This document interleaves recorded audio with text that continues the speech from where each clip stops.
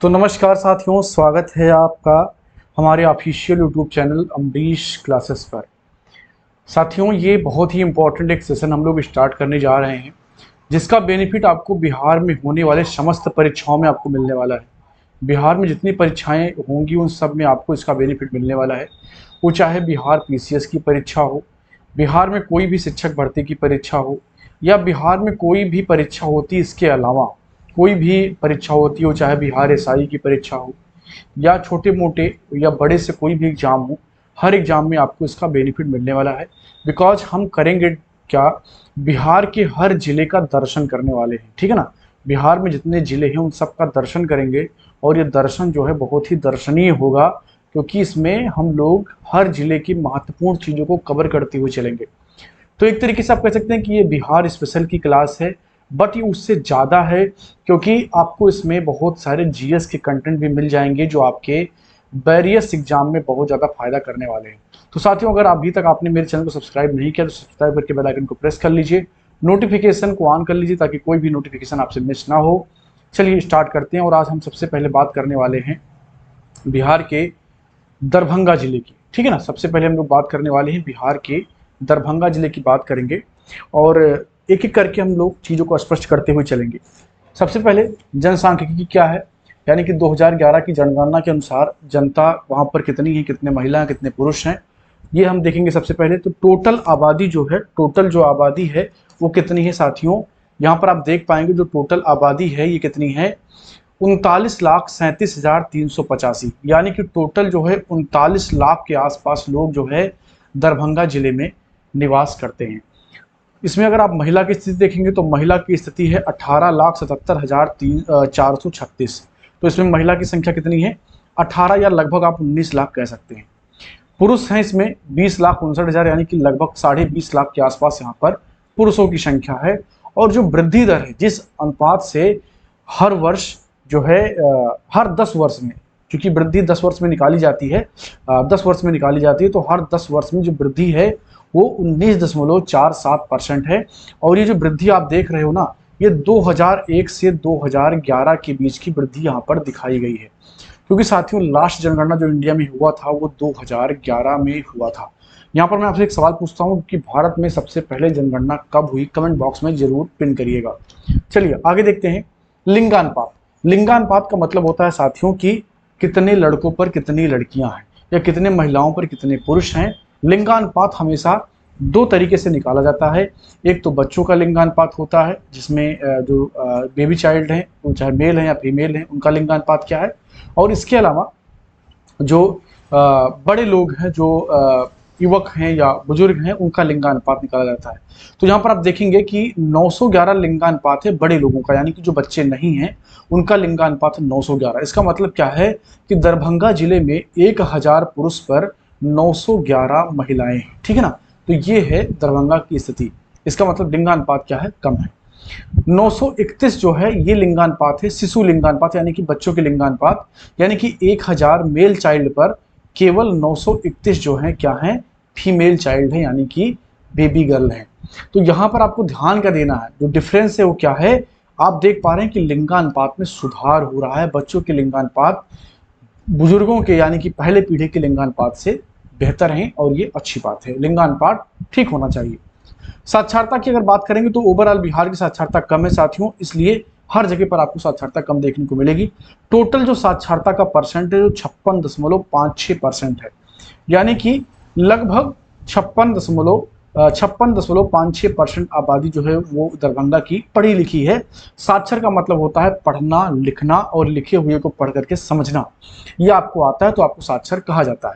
इसमें सबसे जो दुखी करने वाली बात है वो ये है कि महिलाओं का साक्षरता दर काफ़ी कम है, 45.24% है, यानी कि 50% से नीचे है। और ये किसी भी विकसित समाज के लिए ठीक नहीं होता है, और अभी बिहार विकसित समाज नहीं है तो वहाँ की स्थिति इसीलिए ठीक नहीं है। पुरुष का देखेंगे तो पुरुष का भी बहुत अच्छा नहीं है, 66.83% यहाँ का क्या है, साक्षरता दर है, यानी कि ये भी कम है। अगर टोटल क्षेत्रफल की बात करेंगे दरभंगा की तो ये 2279 यानी कि 2279 वर्ग किलोमीटर है, यानी कि 2279 जो है वर्ग किलोमीटर है, और ये अपने आप में ठीक ठाक एरिया होता है। जन घनत्व की बात करेंगे कि 1 वर्ग किलोमीटर में, यानी कि 1 किलोमीटर लंबाई और 1 किलोमीटर चौड़ाई में कितने लोगों का निवास है, तो 1728। कितना है? 1728। जन घनत्व कितना है? 1728 है दरभंगा जिले का। तीसरा सर्वाधिक जनघनत्व वाला जिला है बिहार का, ये इंपॉर्टेंट बात है, आपको ध्यान देना है। तीसरा सर्वाधिक जनघनत्व वाला जिला है दरभंगा, किसका? बिहार का, ठीक है ना। चलिए आगे देखेंगे।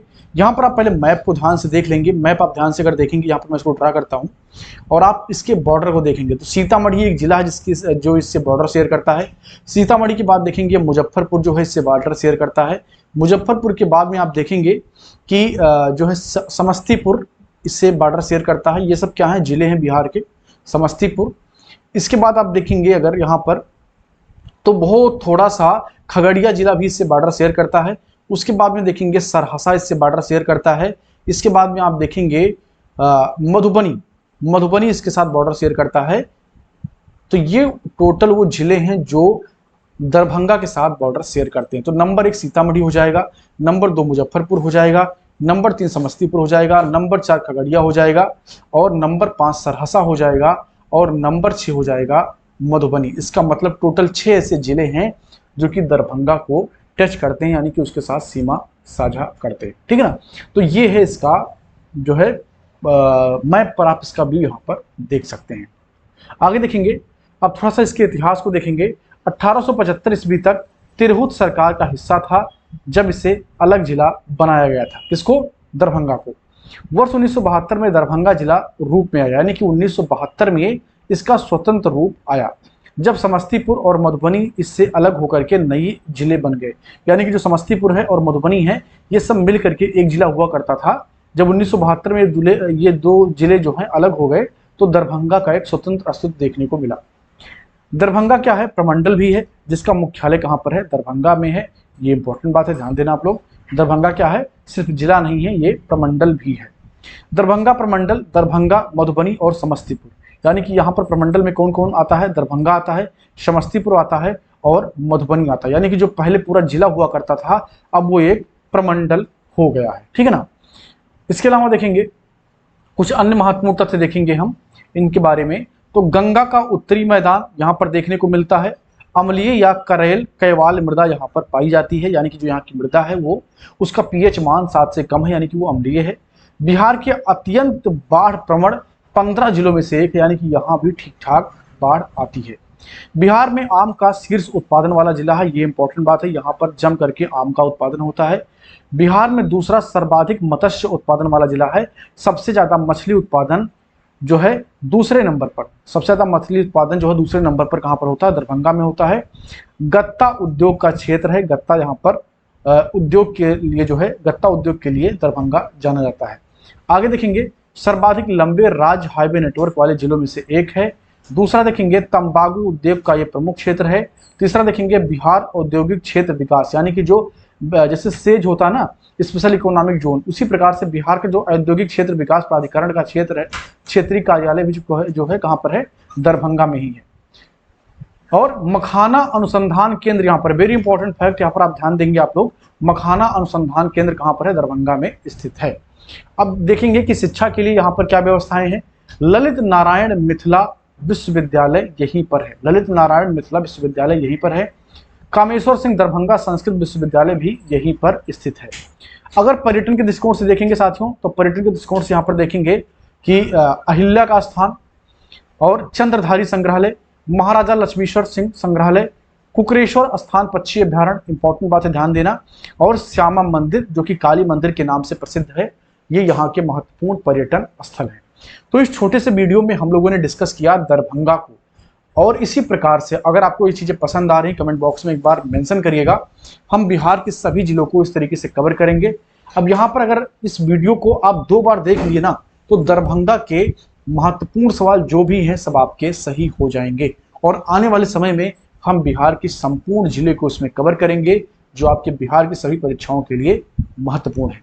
ठीक है साथियों, तो हम लोग मिलते हैं नेक्स्ट क्लास में। अपना ख्याल रखिए, पढ़ाई करते रहिए। जय हिंद, जय भारत, जय बिहार। धन्यवाद।